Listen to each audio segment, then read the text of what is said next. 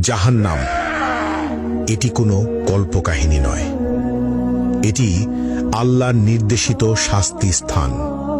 এর আগুন পৃথিবীর আগুনের চেয়ে ৭০ গুণ বেশি উত্তপ্ত।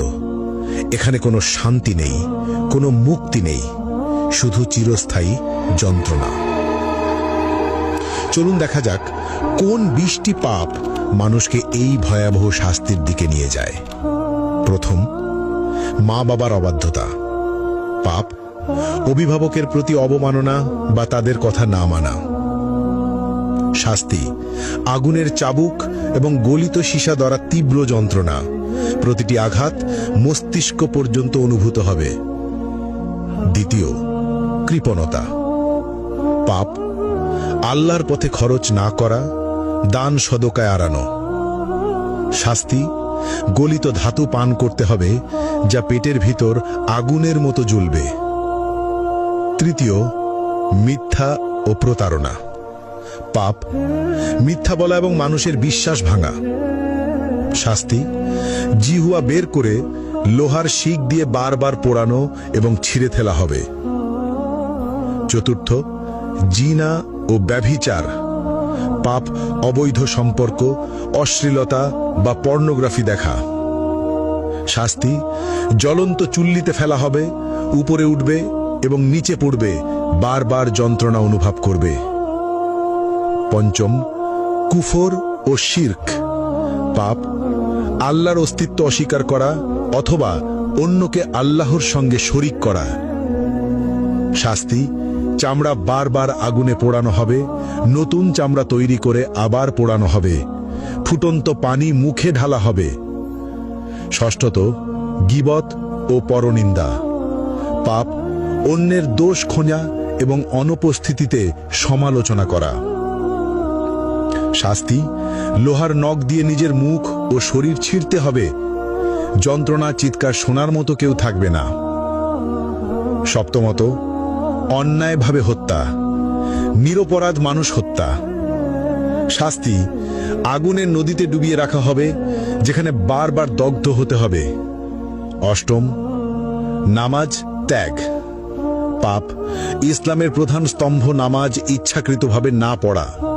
শাস্তি গভীর গর্তে নিক্ষেপ করা হবে, যা তলানিতে পৌঁছাতে ৭০ বছর লাগবে, আগুনের তাপে ছটফট করতে হবে। নবম, মিথ্যা সাক্ষ্য। পাপ অন্যায়ভাবে মিথ্যা প্রমাণ দেওয়া। শাস্তি জিহ্বা টেনে লম্বা করে বারবার কাঁচি দিয়ে কেটে ফেলা হবে।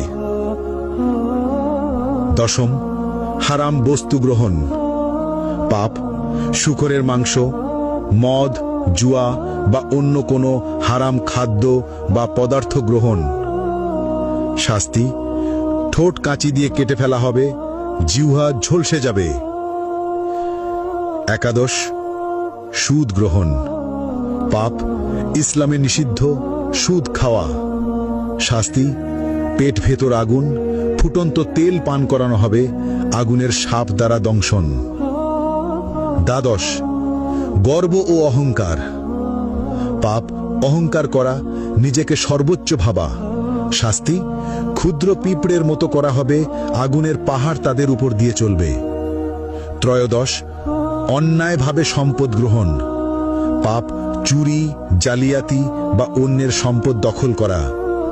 শাস্তি আগুনের পোশাক পরানো, শরীরের ভিতর আগুন প্রবেশ করানো। চতুর্দশ, মা বাবার সঙ্গে দুর্ব্যবহার। পাপ অভিভাবকের প্রতি খারাপ আচরণ। শাস্তি আগুনে পোড়ানো হবে, আর্তনাদ শুনবে না কেউ। পঞ্চদশ, ঈর্ষা ও হিংসা করা। পাপ অন্যের প্রতি ঈর্ষা বা হিংসা করা।